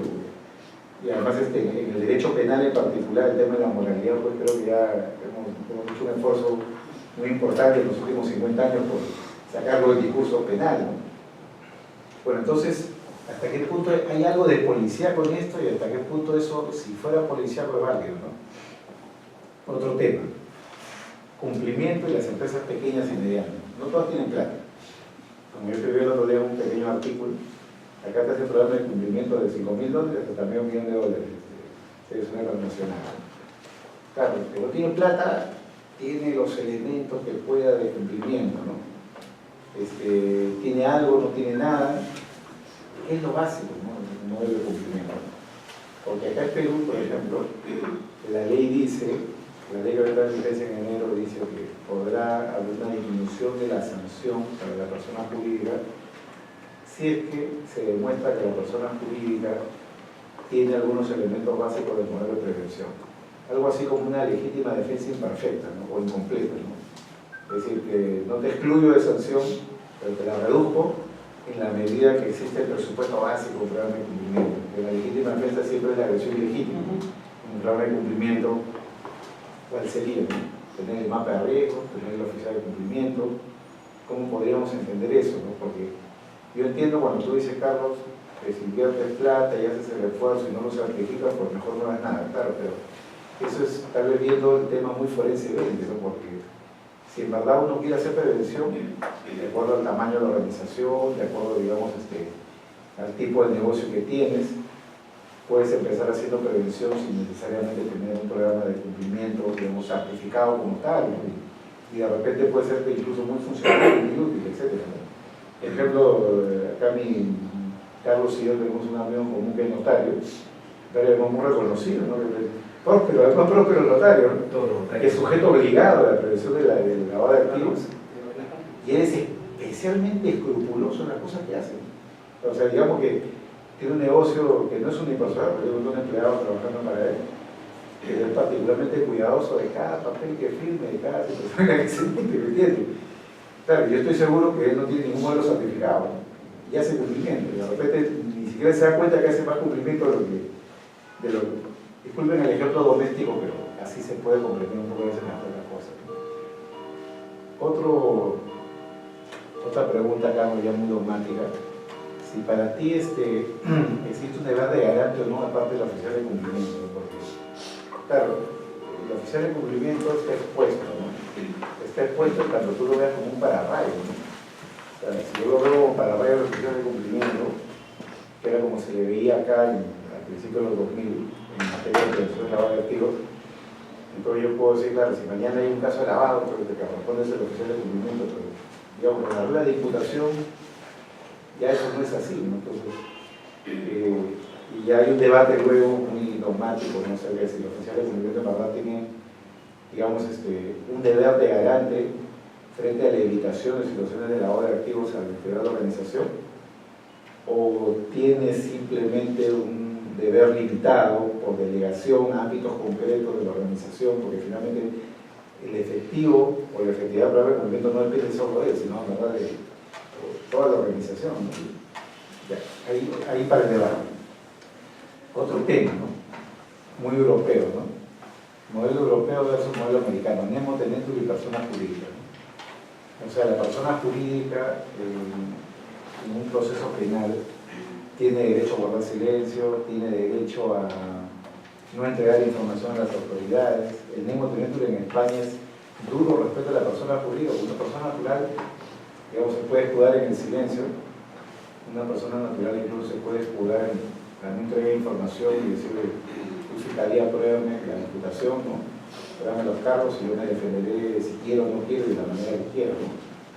En el caso de la persona jurídica en España esto rige como tal, no rige. En Estados Unidos de hecho prácticamente no, pero en España siempre lo han, digamos, los foros en los que yo he participado, que me sorprende como es un modelo, digamos, vivo, ¿no? O sea, no es como el modelo suizo, donde prácticamente totalmente sí, la persona jurídica tiene derecho al mismo teniendo, pero en España siempre lo han planteado como como un modelo, digamos, híbrido, ¿no? Otro tema, ¿no? ¿Cuál es el valor forense de la certificación, ¿no? Claro, si yo soy empresario, tengo que gastar mi plata en certificarme, costo-beneficio, digo, oye, o sea, si tengo el certificado, un oficial de cumplimiento me garantiza que si tengo un proceso me excluye. El propio ISO 37001 dice que no, ¿no? El ISO 37001, que ya es norma técnica peruana acá desde abril, el antisoborno, ya está, digamos, peruanizado, dice expresamente en la parte inicial de que el hecho de que tenga la certificación, de que cumplas todas las pautas, no te garantiza que no vaya a haber un hecho de soborno, ¿no? O sea, lo que quiero decir es que el haber certificado, digamos, podemos entender forensemente hablando es como que una suerte de ratio conocente, ¿no? Digamos, un indicio de que puede, digamos, estar excluido de responsabilidad, pero tampoco es una garantía, ¿no? A ver, desde tu punto de vista, otra pregunta, ¿no? ¿Qué justificación dogmática puede tener la exclusión o la reducción de responsabilidad? Y eso sería penalista, porque eso implica para ti falta de tipicidad, falta de culpabilidad, no causa de justificación. ¿Perdón? Si la reducción o exclusión de responsabilidad de la persona jurídica por tener un modelo de cumplimiento es o no un elemento de ausencia de tipicidad, de culpabilidad o causa de justificación, porque la doctrina es variopinto, ¿no? Incluso algunos dicen que es un tema de norma secundaria, norma procesal, ¿no? Dos preguntas finales pasadas. Abogado, ¿no? En España tienen el modelo que acá tenemos desde 2016 de abogados obligados a reportar operaciones sospechosas, ¿no? La ley orgánica 10 de 2010 que tienen en España. ¿Cómo funcionaba esto, no? El modelo español es parecido al peruano, es el modelo de las 40 recomendaciones, ¿no?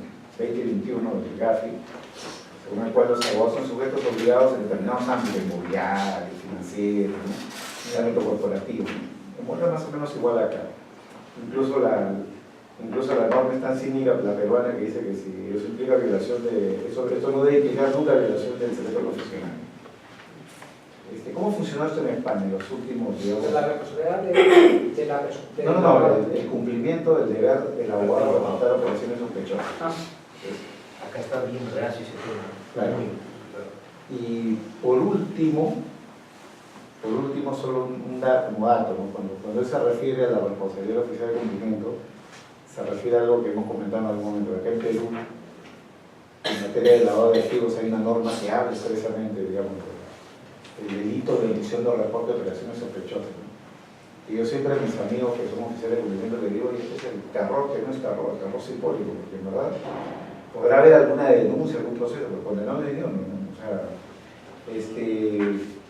y allá hay un tema muy interesante en Perú, es un fenómeno muy peruano, o muy latino, no sé, que los jueces y los fiscales en verdad no van contra los bancos. No es como en Estados Unidos o en Europa. Cada vez que hay un caso de lavado de activos importante, la primera pregunta que hace el juez o el fiscal es ¿de dónde viene la plata?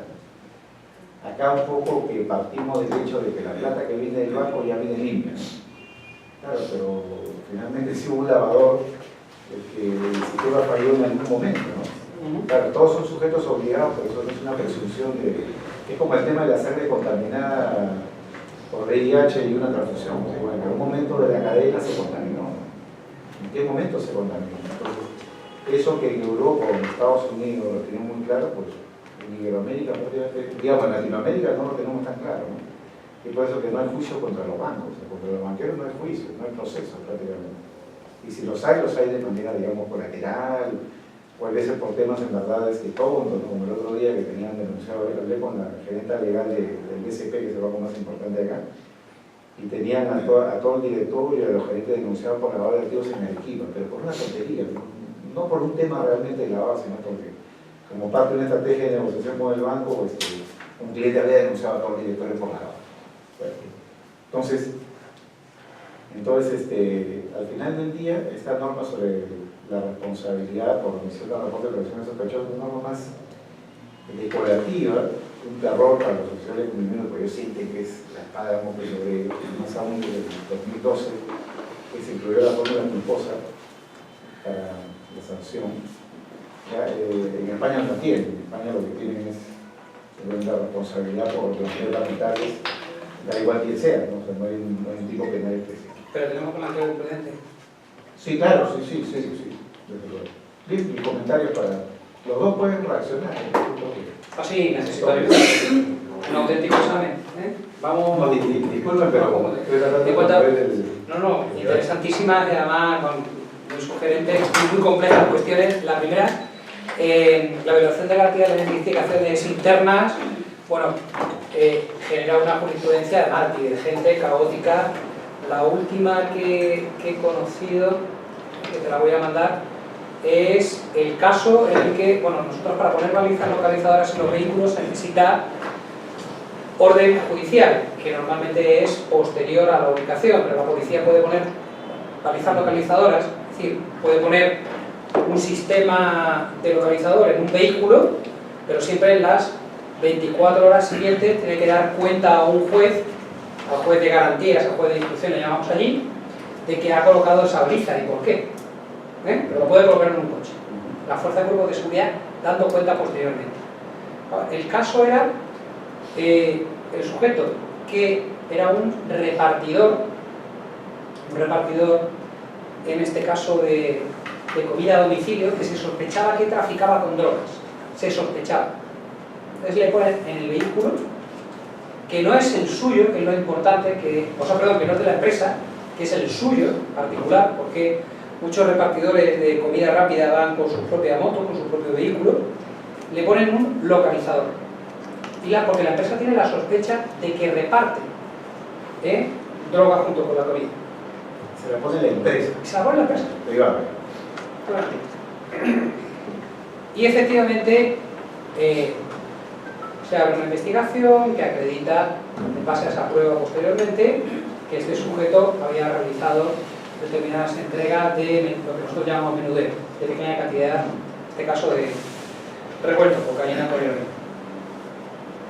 Y el juez considera que efectivamente ahí sí se han infringido los derechos constitucionales y que por contaminación hay conversión de antijudicial del objeto del árbol envenenado.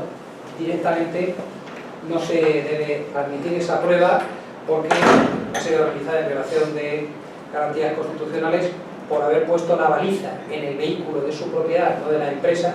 Yo lo que pienso es, si hubiera sido de la empresa, hubiera valido, sin lugar a dudas.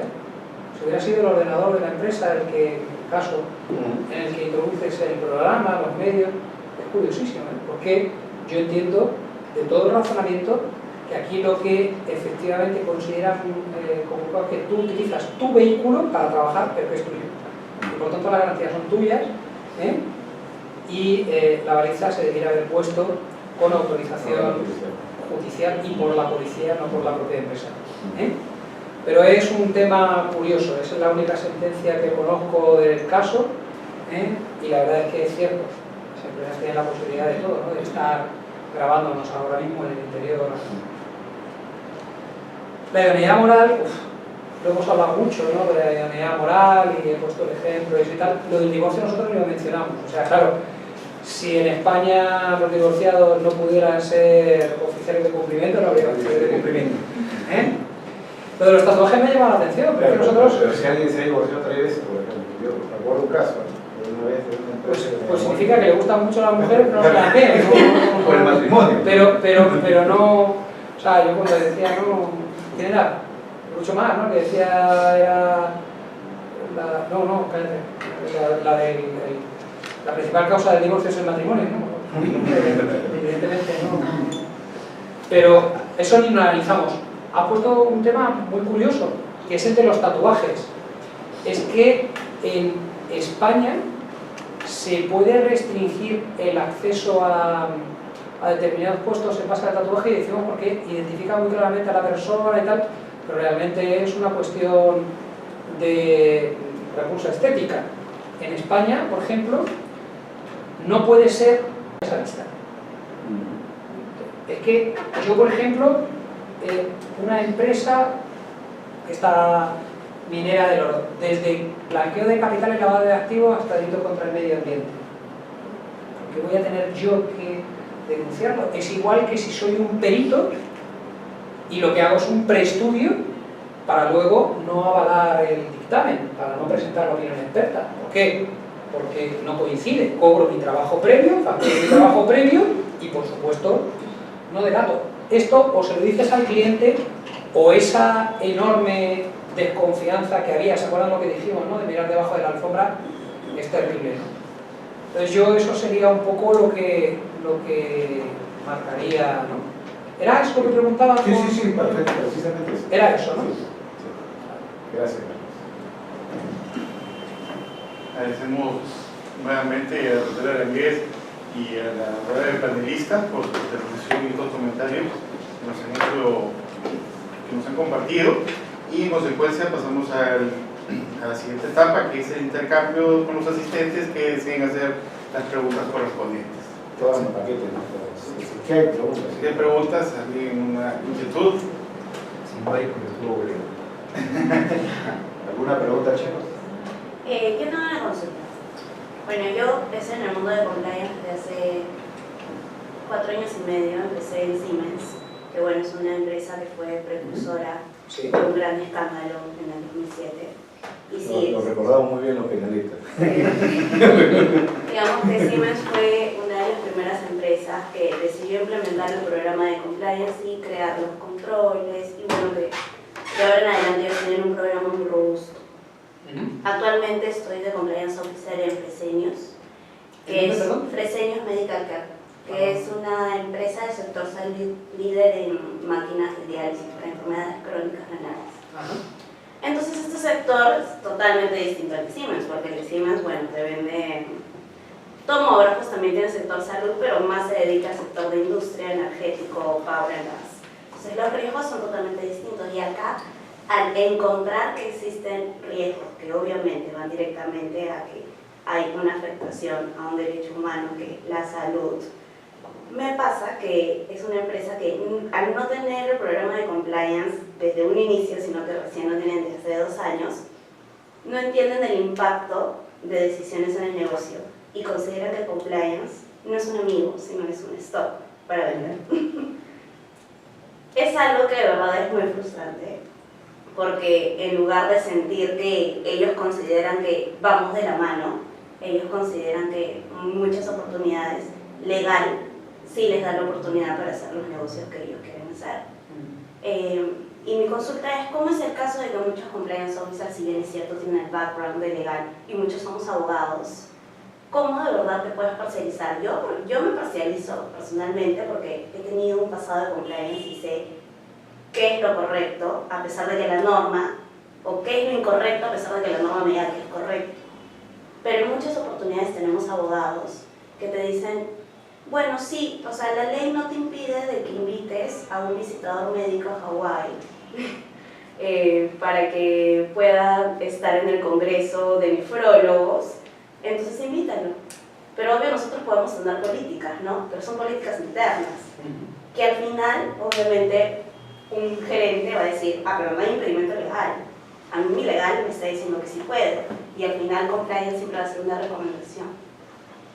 Es algo, y lo comparto porque es algo que lo comparto día a día, y es algo en el cual yo siempre digo, ok, es una recomendación, pero es una recomendación que si salta algo, o si el Departamento de Justicia de Estados Unidos investiga, lo primero que va a decir es, no me importó, y ver donde mí decir, ¿por qué el compliance officer me dijo, no lo hagas? ¿Por qué el compliance officer no te dijo, mira cuáles van a ser las consecuencias? A veces explicarlos toma tiempo, y más aún cuando vienen de una cultura en donde sí estuvo permitido lo incorrecto. Claro, es que tienes que explicarle lo que es que una cosa son los riesgos legales y otros son reputacionales, que es muy fácil de decir. Miren ustedes, les acabo de poner el ejemplo del lupanar, del prostíbulo. Miren, es que les estoy diciendo que ir a un prostíbulo es perfectamente legal en España, pero no me sentaría aquí y diría, voy a un prostíbulo toda la semana, porque tiene un riesgo reputacional. Entonces, eso es lo que, con ese brutal tipo de ejemplo, lo que tienen que hacer ver. Es decir, es que mire usted, no se trata de hacer todo lo que se puede dentro del margen de la legalidad, que el compliance lo que trata es precisamente de proteger también su reputación, que al final va a ser un riesgo económico. ¿Usted entiende lo que es un riesgo económico, no? Pues el reputacional es un riesgo económico al final. Y luego, claro, el problema de vender compliance es que yo mismo voy al médico cuando me duele algo, ¿sabes? O sea, que es muy difícil, o sea, los abogados penalistas, por ejemplo, tenemos una gran ventaja, y es que cuando llega el cliente y te dice acaban de detener a mi marido o están haciendo un registro en mi casa, la negociación realmente es sencilla. Que tus servicios son importantes para tu cliente, eso no hace falta que lo justifique de ninguna manera. El problema de la prevención en general es que tienes que acostumbrar a la gente a cepillarse los dientes desde pequeño, y eso es difícil porque es invisible. Le tienes que explicar que si tienes un buen programa de compliance vas a conseguir al final evitarte muchos problemas legales. Pero claro, es la pescadilla que se muerde la cola.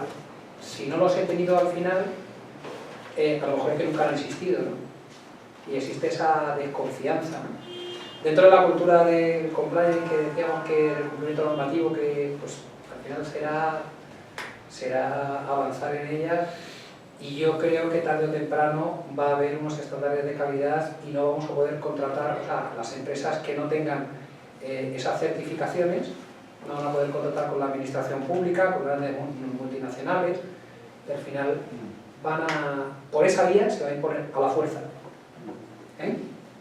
y se va a obligar. Sí, obvio, o sea, la industria de salud, por ejemplo, sí está siendo mucho más regulada y se están dando cuenta de la importancia que necesita la compañía tener un compliance officer, porque hay muchos escándalos. Pero también en Perú en sí, como que ha salido desde el año pasado un paquete de normas muy grandes en materia de corrupción y anticorrupción, por ejemplo, hasta para licitaciones con el Estado, donde ambas partes necesitan tener cláusulas de anticorrupción. Entonces están impulsándolo tanto que de una u otra forma dice, al final seguro todas las empresas van a tener un compliance officer, pero la verdad es que el mercado de economía que tenemos acá en Perú, hay mucha microempresa y eso generaría muchos gastos también, el estar poniendo o indicando recursos para tener un compliance officer. El cual tú dices, ya bueno, legal puede tener la figura de compliance officer, pero pasan estos riesgos, que muchas veces el legal o un administrador te puede decir, pues sí se puede. Es que el tema de los costes, claro, es que depende, como el compliance lo tiene que ver el propio Estado también y el propio empresario como un ahorro de costes, porque es que la delincuencia también genera costes sociales y costes individuales. Entonces, vamos, esto ya excede el ámbito de la charla, pero vamos a ver, hay países como Perú en los que la tasa natural de delincuencia está todavía muy alejada de la tasa real.